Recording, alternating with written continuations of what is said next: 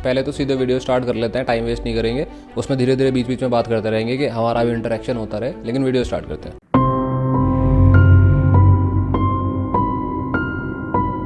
हर एक YouTube user जिसने किसी न किसी क्रिएटर को YouTube के ऊपर सब्सक्राइब किया हुआ है, जिसके वो वीडियोस देखता है, उसे ये लगता है कि जो उसे दिखाया जा रहा है वही सत्य है, क्योंकि अच्छी एडिटिंग और स्टोरी लाइन के जरिए उसे मेन मुद्दे से डाइवर्ट करके रखा जाता है और इसलिए उसका ध्यान सिर्फ उन्हीं चीजों के ऊपर फोकस्ड रहता है जो चीजें उसका फेवरेट क्रिएटर उसे दिखाना चाहता है। पर सत्य इससे कोसों दूर है। बैकग्राउंड म्यूजिक और इफेक्ट्स के पीछे क्रिएटर का जो असली नैरेटिव होता है वो छिपा होता है। चलिए आज के इस वीडियो में हम वास्तविकता के नजदीक पहुंचने की कोशिश करते हैं ताकि आपको भ्रमित न किया जा सके।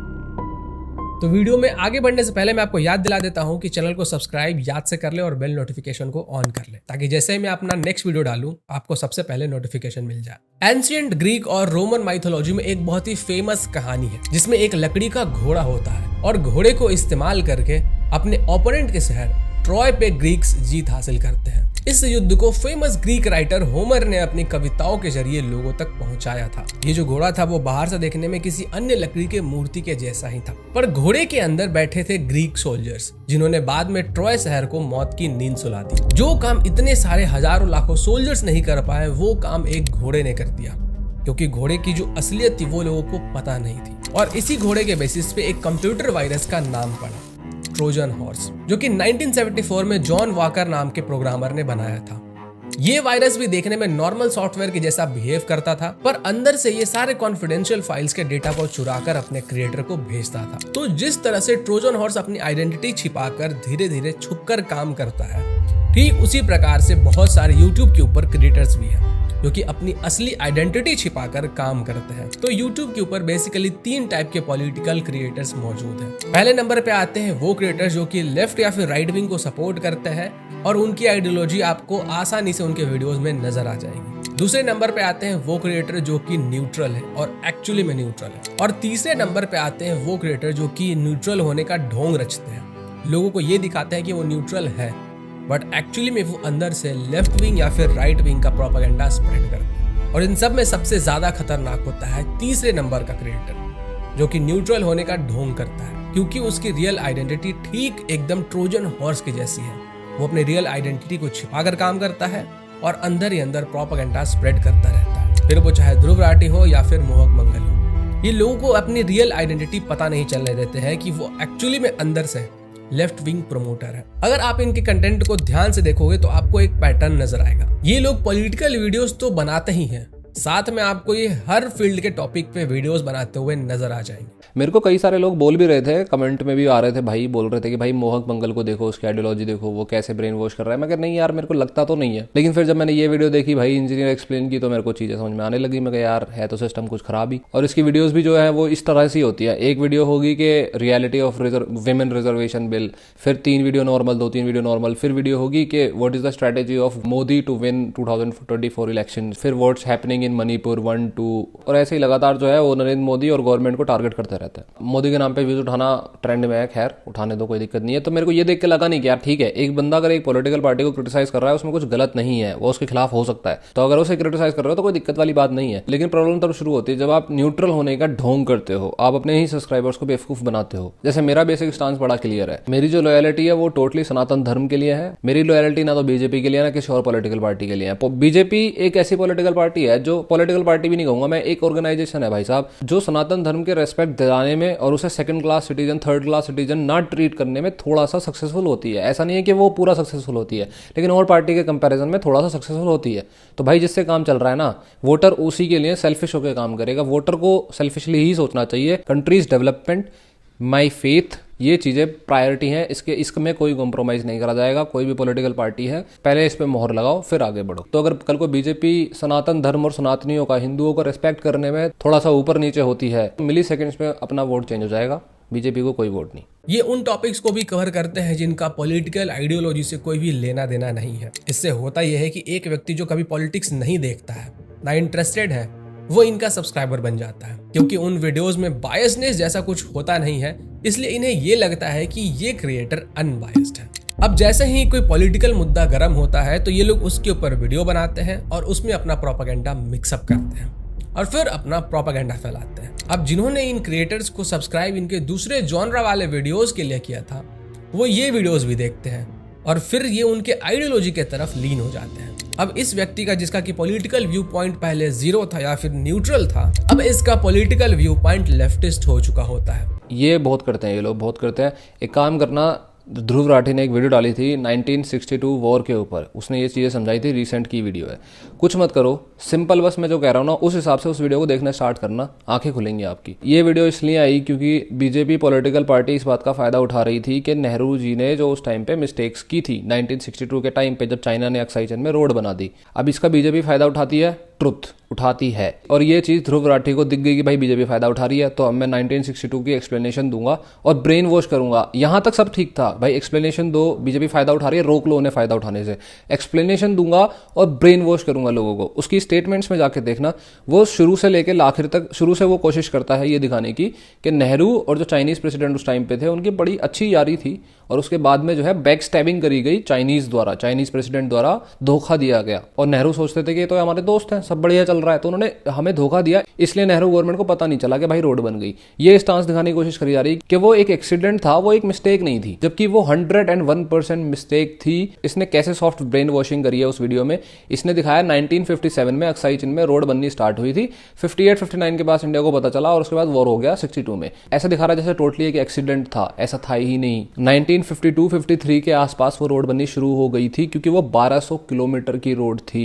ऊपर से अक्साई चीन जो एरिया है उसका टेरेन इतना सिंपल नहीं है कि आप खड़े होकर रोड बना दोगे एक साल में। ये सब होता रहा और नेहरू गवर्नमेंट को कुछ पता नहीं चला। इनफैक्ट उनको तो 1958 में भी पता नहीं चला, क्योंकि चाइनीज जब सेलिब्रेट कर रहे थे ना, त्यौहार मना रहे थे कि हमने रोड बना दी अक्साई चीन में और हमने ट्रक निकाल दिए और अब तिब्बत के लिए रास्ता आसान हो गया है, तब जाके नेहरू गवर्नमेंट की आंखें खुली कि भाई ये तो रोड बन गई है हमारे इलाके में। उसके पीछे क्या रीजन था? कुछ था, वो एक्सीडेंट नहीं था, बहुत बड़ी बेवकूफ़ी वाली भूल थी। आपको 7-8 साल तक कुछ पता ही नहीं चला। और ये सारा ब्रेन वॉशिंग ध्रुव राठी ने की। उसको देश की क्या फिक्र है? अगर यार 1962 में हमसे ये चीज़ समझ लेना आप कि 62 में जो इंडिया ने सीखा है ना, इंडियन आर्मी ने और इंडियन एडमिनिस्ट्रेशन ने, वो आज तक पूरी जिंदगी में इंडिया ने कभी नहीं सीखा। उसके बाद जो 62 के वॉर के बाद जो इंडियन आर्मी का ऐसा हुआ ना, एकदम से पंप हो गया, बहुत तगड़ा पंप हुआ कि इंडियन आर्मी बहुत स्ट्रांग होने लग गई सीधे सीधे। और ये कहीं ना कहीं 62 में जो हुआ अनफॉर्चुनेटली, लेकिन वो फायदे में बहुत काम करा, इंडियन आर्मी बहुत स्ट्रांग हो गई। लेकिन ये चीज़ हुई कैसे? जब हमने 62 से अपनी अकल ठिकाने आई हमारी। लेकिन इन जैसे लोग ब्रेन वॉशिंग करके वो जो चीज़ है उसको इतना न्यूट्रलाइज कर रहे हैं कि भाई कुछ नहीं हुआ, भाई गलती हुई थी, उसे सीखना है। लेकिन ये सिर्फ बीजेपी को अगेंस्ट बोलने के लिए, उसका जो फायदा उठा रहे हैं वो नेहरू की मिस्टेक का, उस फायदा उठाने को दबाने के लिए ये बंदा सॉफ्ट ब्रेन वॉशिंग करने को तैयार है। और ये बंदा बड़ा शार्प है। आगे फ्यूचर में ये अपनी चीज़ें थोड़ी स्टेटमेंट चेंज करने लग जाएगा। इसको पता है कि हम जैसे बैठे हुए हैं दबाने के लिए इसकी बातों को। और अगर आप इन्हें समझाने की कोशिश करोगे, वो फैक्चुअली या फिर लॉजिकल ही क्यों ना हो, किसी भी प्रकार से आप इन्हें समझाने की कोशिश करोगे तो ये उसी भाषा में आपको रिप्लाई देंगे जिस भाषा में इसका फेवरेट क्रिएटर बात करता है। या तो ये आपको अंधभक्त बोल देंगे या फिर आपको ये व्हाट्सएप ग्रेजुएट बोल देंगे। आप कितने भी डेटा, कितने भी फैक्ट्स इनके सामने क्यों ना रख दो, इनको यही लगता रहेगा कि इनका जो फेवरेट क्रिएटर है वो न्यूट्रल है। और यही होता है असली डैमेज जो किसी न्यूट्रल व्यक्ति के पॉलिटिकल व्यू पॉइंट पे होता है। जो काम ओपन लेफ्टिस्ट सपोर्टर्स नहीं कर पाते हैं, जो काम ओपन लेफ्टिस्ट क्रिएटर नहीं कर पाते हैं, वो काम ये लोग बखूबी आसानी से कर देते हैं, क्योंकि लोगों को इनकी आइडेंटिटी पता नहीं होती है। पर अगर आप इनके इतिहास को उठाओगे तो आपको समझ में आने लगेगा कि एक्चुअली में इनका जो रियल चेहरा है वो क्या था।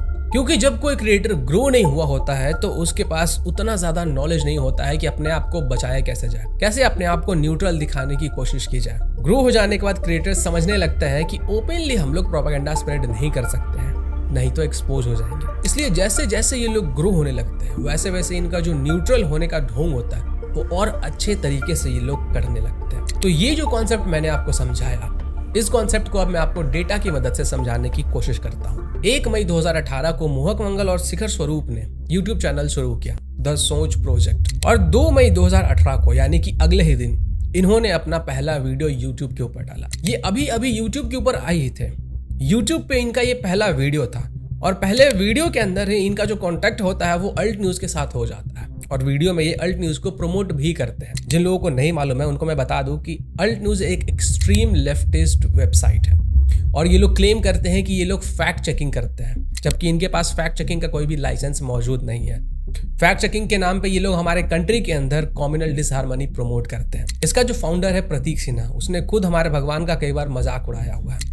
इसने हमारे गणेश भगवान का भी मजाक उड़ाया था। और इसका दूसरा को फाउंडर क्लिप कटुआ, जिसका कि नाम मोहम्मद जुबैर है, इसे हम लोग क्लिप कटुआ इसलिए बोलते हैं क्योंकि ये दूसरे लोगों के वीडियोस में से क्लिप को काटता है और फिर उस क्लिप को इस तरीके से शेयर करता है कि लोगों को लगता है कि ये कम्युनल एंगल है। कन्हैया लाल जी जैसे कई सारे लोगों ने इस क्लिप कटुए के कारण अपनी जान से हाथ धो दी थी। खैर, इस क्लिप कटुए के बारे में मैं आपको कभी और बताऊंगा। तो मोहक जी ने अपने पहले वीडियो में ही अल्ट न्यूज से बात कर ली, अल्ट न्यूज को प्रमोट कर दिया, अल्ट न्यूज ने इन्हें प्रमोट कर दिया। अभी 2 दिन भी नहीं हुए थे इनके चैनल को शुरू हुए कि इनका जो वीडियो था वो एक ultra leftist news portal scroll.in pay feature हो गया और इनके वीडियो और इनके यूट्यूब चैनल को scroll.in प्रमोट भी कर रहा था। वाह मोहक जी, मुश्किल से आपके 100 सब्सक्राइबर्स भी नहीं हुए थे और आपका वीडियो एक अल्ट्रा लेफ्टिस्ट न्यूज पोर्टल के ऊपर फीचर होता है, उसमें आपके वीडियो को प्रमोट किया जाता है।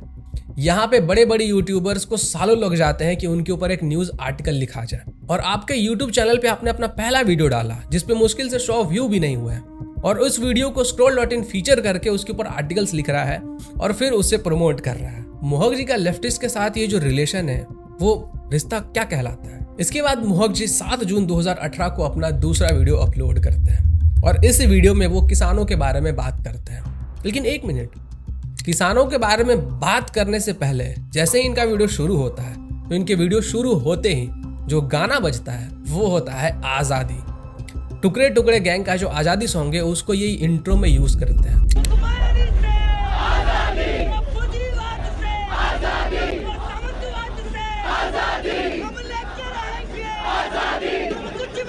आपको ये आज़ादी सॉन्ग इतना क्या पसंद आ गया कि आप उसको अपने वीडियो के इंट्रो में भी यूज कर रहे हो और आउट्रो में भी यूज कर रहे हो। और 20 अगस्त 2018 को मोहक जी अपना चौथा वीडियो अपलोड करते हैं जिसमें कि वो फेक बाबा के बारे में बात करते हैं।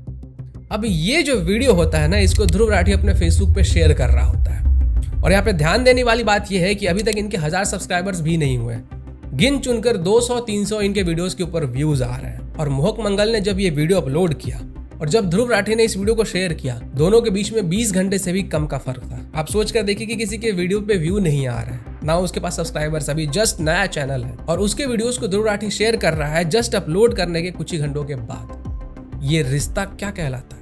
इसके बाद जितने भी वीडियोस मोहक मंगल ने डाले सारे वीडियोस को ध्रुव राठी शेयर किया करता था। मोहक मंगल के वीडियो अपलोड करने के कुछ ही घंटों के बाद ध्रुव राठी उस वीडियो को शेयर कर रहा होता था। जितने वीडियोस ध्रुव राठी ने मोहक मंगल के शेयर किए हैं उतने वीडियोस तो मैंने आज तक अपने दोस्तों के भी शेयर नहीं किए होंगे। अब यहाँ पे इस बात को आप ध्यान से समझो। अगर मेरे पास एक यूट्यूब चैनल है जिसपे ढंग से 1000 सब्सक्राइबर्स भी नहीं है, 200 से 300 व्यूज भी मुश्किल से आ रहा है और मेरे इस चैनल को एक ultra leftist news portal promote कर रहा है, एक अच्छा खासा ग्रो हुआ लेफ्टिस्ट यूट्यूबर मेरे वीडियोस को शेयर कर रहा है, तो इसका ये मतलब है कि या तो मैं उसके लिए काम कर रहा हूँ, या तो वो अपना काम मुझसे करवा रहा है, या फिर वो अपना प्रोपेगेंडा स्प्रेड करने के लिए मुझे उन्होंने यूट्यूब पे लाया है। इन दोनों पॉइंट्स के अलावा कोई मेरे वीडियोस को क्यों शेयर करेगा?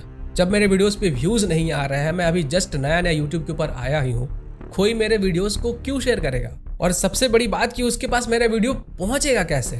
जब मेरा वीडियो वायरल ही नहीं हुआ, उस पे व्यूज ही नहीं आ रहे, तो उसके पास मेरा वीडियो पहुंचा कैसे? तो मोहक मंगल जी को लेफ्टिस्टों ने यूट्यूब के ऊपर खड़ा किया और बदले में मोहक मंगल जी ने लेफ्टिस्टों का जो प्रोपेगेंडा होता है उसको सटल वे में फैलाया। देखिए, कोई भी व्यक्ति, कोई भी क्रिएटर लेफ्टिस्ट हो सकता है, राइट विंगर सपोर्टर हो सकता है, इसमें कोई भी बुराई नहीं है। सबकी अपनी अपनी आइडियोलॉजी है। कोई किसी पॉलिटिकल पार्टी को सपोर्ट करता है, कोई किसी पॉलिटिकल पार्टी को सपोर्ट करता है। लेकिन प्रॉब्लम तब आती है जब आप अपनी रियल आइडेंटिटी को छिपाकर अपने सब्सक्राइबर्स का ही ब्रेन वॉश कर रहे हो। अपना असली चेहरा आप अपने सब्सक्राइबर्स से ही छिपा रहे हो।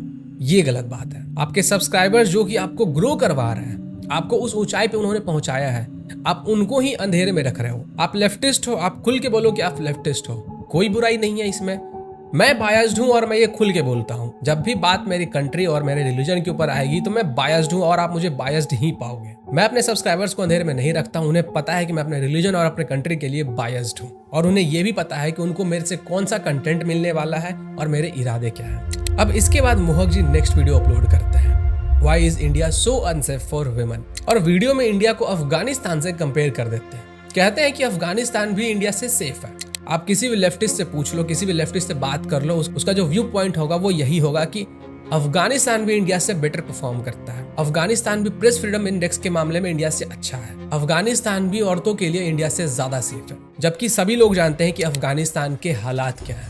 तालिबान आने से पहले भी और तालिबान आने के बाद भी कितना प्रेस फ्रीडम था और महिलाएं कितनी सुरक्षित थी। इंडिया में क्राइम अगेंस्ट वीमेन है और इस चीज को हम लोग डिनाई नहीं कर सकते हैं, लेकिन इंडिया के हालात इतने भी खराब नहीं है कि वो अफगानिस्तान से भी नीचे है। जो लोग ये न्यूज पब्लिश करते हैं कि इंडिया के हालात बहुत खराब है, अफगानिस्तान से भी नीचे है, सबसे बदतर हालत इंडिया की है, ये जो न्यूज पब्लिश करने वाले होते हैं वो लेफ्टिस्ट ही होते हैं। फॉर एग्जाम्पल आप देख लो, राणा अयूब जो कि एक्सट्रीम लेफ्टिस्ट है, वो इंडिया के बाहर जाके अलग अलग कंट्रीज में ये बोलकर आती है कि इंडिया में प्रेस फ्रीडम नहीं है, और इंडिया में आते ही क्राउड फंडिंग के नाम पे, कोरोना के नाम पे लोगों से पैसे लेकर खा जाती है। राणा अयूब के बारे में आपको बताता हूँ कि कीटो एक प्लेटफॉर्म है कीटो, जहाँ पे आप डोनेट कर सकते हो लोगों की हेल्प के लिए। अच्छा प्लेटफॉर्म है टू बी ट्रू, मैं जितना मैं जानता हूँ। अब राणा अयूब ने उस टाइम पे चैरिटी वगैरह ली, अब उसमें पता नहीं कौन कौन मिला हुआ था। ईडी ने फिर बाद में जब रेड डाली और ईडी ने जो रिपोर्ट प्रिपेयर करी कोर्ट के सामने, तो उसमें सामने आया कि इन्होंने जो पैसे इकट्ठे करे थे ना, उसमें फिक्स डिपॉजिट कर रखी है अपने नाम की। जो डोनेशन पे आया उसमें फिक्स डिपॉजिट कर रखी है, कुछ पैसा अपनी सिस्टर के नाम पे, कुछ पापा के नाम पे, मतलब वो पैसा जो एक ऑर्गेनाइजेशन के नाम पे होना चाहिए था और वहीं से खर्च होना चाहिए था, वो पर्सनली बट रहा है। और भी कुछ बातें ईडी ने सामने लेके आई। ईडी के जो फ्लाइट्स है ना, जैसे राणा अयूब है वो वेस्ट की तरफ यूएसए यूके उनकी फ्लाइट लेती रहती होंगी, तो वो जो फ्लाइट थी उसका खर्चा उसमें जोड़ा हुआ है। कहने का मतलब अगर आप इंडिया की जनता बेचारी 1 लाख 2 लाख डोनेट कर रही है ना, तो उसमें 30-40 हज़ार रुपए की फ्लाइट जोड़ दो आप, वाह क्या डोनेशन हो रही है। तो आप इन लोगों के रिपोर्ट्स को लेजिट कैसे मान सकते हो? इसके बाद ये वीडियो डालते हैं इंडियन मीडिया के ऊपर, और जिस कारगिल वॉर में बरखा दत्त ने हमारे आर्मी के लोकेशंस को रिवील कर दिया था अपने न्यूज चैनल के जरिए, उसे मोहक जी डिफेंड करते हुए नजर आते हैं कि बरखा दत्त ने तो लोगों को ये बताया कि देखो हमारी आर्मी कितनी बहादुरी से लड़ रही है, लोगों को ये मौका दिया कि वो लाइव टेलीकास्ट देख सके हमारे आर्मी का। मतलब ये किस तरीके का डिफेंड करने की कोशिश की जा रही थी। सभी लोगों को पता है कि उस समय में इंडिया में कितने लोगों के पास टीवी था, कितने लोगों के घरों में बिजली था, और कितने लोगों के घरों में टीवी के साथ साथ केबल का कनेक्शन था। इसी वीडियो में आगे मोहक जी बताते हैं कि जितने भी मीडिया वाले हैं उन सबको बीजेपी ने खरीद रखा है, और ये जो नरेंद्र मोदी है वो एक सुप्रीम खरीदार है। सिर्फ एक एनडीटीवी ही बचा है जो कि बिकाऊ नहीं है, और वही असली न्यूज दिखाता है। अब इसके बाद मोहक जी नेक्स्ट वीडियो में बात करते हैं कि इंडिया में इनइक्वालिटी बहुत ज्यादा है। जब से बीजेपी गवर्नमेंट आई है तब से हमारे पूरे इंडिया के अंदर इनइक्वालिटी बहुत ज्यादा बढ़ चुका है। जब से बीजेपी गवर्नमेंट आई है तब से सिर्फ अंबानी अडानी जैसे लोग बहुत ज्यादा अमीर हो गए हैं, और रेफरेंस में ये लगाते हैं ऑक्सफैम के रिपोर्ट्स। ऑक्सफैम के बारे में भी मैं आपको बता देता हूँ। ऑक्सफैम एक लेफ्टिस्ट न्यूज पोर्टल है जो कि इंडिया के अंदर अपना एनजीओ भी चलाता है, और इसमें हर्ष मंदर भी शामिल है। जिन लोगों ने मेरे पुराने ध्रुव राठी वाले वीडियोस देखे उनको पता हुआ कि आखिर हर्ष मंदर है कौन। अब ये जो ऑक्सफैम एनजीओ चलाते हैं, इन्होंने पैसे की घपलेबाजी की थी। इंडिया से बाहर से पैसा इन लोगों ने अपने दूसरे अकाउंट्स में मंगवाए, जबकि एफसीआरए के रूल्स के अकॉर्डिंग आपको उन्हीं अकाउंट्स में पैसे मंगवाने होते हैं जो आपने एफसीआरए के रजिस्ट्रेशन के दौरान रजिस्टर किए हैं, ताकि इंडियन गवर्नमेंट को ये पता चलते रहे कि हमारे इंडिया के अंदर जो बाहर से पैसे आ रहे हैं उनका यूटिलाइजेशन कहाँ पे हो रहा है। क्या कहीं पे कोई टेररिस्ट एक्टिविटी में तो इन्वॉल्वमेंट नहीं हो रहा है, क्या कहीं पे कोई ऐसे इलीगल एक्टिविटी में तो इन पैसों का यूज नहीं किया जा रहा है। बट ऑक्सफैम वाले इसमें गड़बड़ी कर रहे थे, और इसके लिए सीबीआई इनके पीछे लगी हुई थी। और हमारे मोहक जी आपको ऑक्सफैम के रिपोर्ट्स रेफर करवाते हैं। आगे वीडियो में ये बताते हैं कि मोदी के आने के बाद अंबानी और अडानी बहुत ज्यादा रिच हो गए हैं, उनकी जो जेब है वो बहुत ज्यादा भारी हो गई है, उनका जो बैंक बैलेंस है वो स्काई रॉकेट हो गया है। गरीब और ज्यादा गरीब होते जा रहे हैं और अमीर और ज्यादा अमीर होते जा रहे हैं। ये एक 2011 की रिपोर्ट है। उस समय पे कांग्रेस रूलिंग गवर्नमेंट थी। अडानी के जेब उस समय भी भारी ही थे। ऐसा नहीं कि मोदी के आने के पहले अंबानी और अडानी भीख मंगे थे और मोदी के आने के बाद अंबानी और अडानी अरबपति बन गए। जब कांग्रेस की गवर्नमेंट थी तो अनिल अंबानी और अडानी को लाखों करोड़ों के लोन्स मिलते थे। पर मोहक जी आपको ये नहीं बताएंगे, क्योंकि पार्टी का जो सवाल है, अब लेफ्टिस्ट की भाषा तो बोलनी पड़ेगी ना। फिर इसके बाद मोहक जी आर्टिकल 370 के ऊपर वीडियो बनाते हैं और कहते हैं कि 370 हटाने से कुछ नहीं होगा, कोई डेवलपमेंट होने वाला नहीं है, कुछ भी चेंज नहीं होगा। साथ में अल जजीरा का आर्टिकल भी शो करते हैं, क्योंकि अल जजीरा हमेशा से कश्मीर मुद्दे के ऊपर पाकिस्तान को सपोर्ट करता आया है और वो हमेशा प्रोपेगेंडा फैलाने की कोशिश करता है। अल जजीरा को इंडिया में पहले बैन भी किया गया था, क्योंकि अल जजीरा हमेशा से एंटी इंडिया नैरेटिव बिल्ड करने की कोशिश करता है। और मोहक मंगल जी कश्मीर के मुद्दे के ऊपर आपको अल जजीरा के आर्टिकल्स रेफर करवाते हैं। ध्रुव राठी आपके सारे वीडियो शेयर करता है, ध्रुव राठी के साथ आप कोलैब करते हो। आम आदमी पार्टी का पेज आपके वीडियो को शेयर करता है। आपके वीडियो अपलोड करने और ध्रुव राठी के आपके वीडियो को शेयर करने में कुछ ही घंटों का फर्क होता है। मोहक जी आखिर ये रिश्ता क्या कहलाता है? शायद पार्टी का सवाल रहा होगा। मई 2020 के मोहक मंगल जी के इन ट्वीट्स को देखिए। मोहक ने थ्रेड बनाया जिसमें इंडिया में अब तक हुए कॉम्युनल राइट्स को मैप पे दिखाया। इस पूरे थ्रेड को अगर आप गौर से देखोगे तो इसमें कश्मीर और केरला में जो राइट्स हुए थे उसको नहीं दिखाया गया। इन दोनों राइट्स ने अकेले कितने हिंदुओं का घर उजाड़ा था और इन राइट्स के कारण बहुत ज्यादा डेमोग्राफिक चेंजेस आए थे। पर मोहक मंगल ने इनको कहीं पे भी दिखाया ही नहीं, ना इसका जिक्र किया गया। सेम टू सेम जैसे एक अर्बन नक्सल बात करता है, एक टाइपिकल लेफ्टिस्ट बात करता है, इनके ट्वीट से आपको वैसे बू आएगी। लेफ्टिस्ट भी आपको कभी भी मालाबार जेनोसाइड या फिर कश्मीरी हिंदू जेनोसाइड के बारे में बात करते नजर नहीं आएंगे। मोहक जी ने कश्मीर के अंदर हो रहे इंटरनेट शटडाउन के ऊपर वीडियो बनाया। मोहक मंगल जी का ये भी कहना था कि हम लोग कश्मीरियों का दर्द नहीं समझते हैं, वो लोग कितनी पीड़ा से गुजर रहे हैं, कितनी परेशानियां उनको झेलनी पड़ रही है। पर मोहक मंगल जी को कश्मीरी हिंदू जेनोसाइड को हजम करने में बहुत मुश्किल होती है, इनका हाजमा खराब हो जाता है। द प्रिंट के शेखर गुप्ता के ट्वीट के नीचे उनके इलस्ट्रेशन की वाहवाही करनी हो, रोहिंग्या के लिए बैटिंग करना हो, मोहम्मद जुबैर के ट्वीट्स पे मजे लेने हो, आरएसएस पे जोक मारना हो, बीजेपी सपोर्टर्स को व्हाट्सएप ग्रेजुएट बोलना हो या फिर extreme leftist being human channel को क्लिप्स रिकमेंड करना हो, मोहक जी इन कामों के द्वारा लेफ्टिस्टों का मन मोह लेते हैं।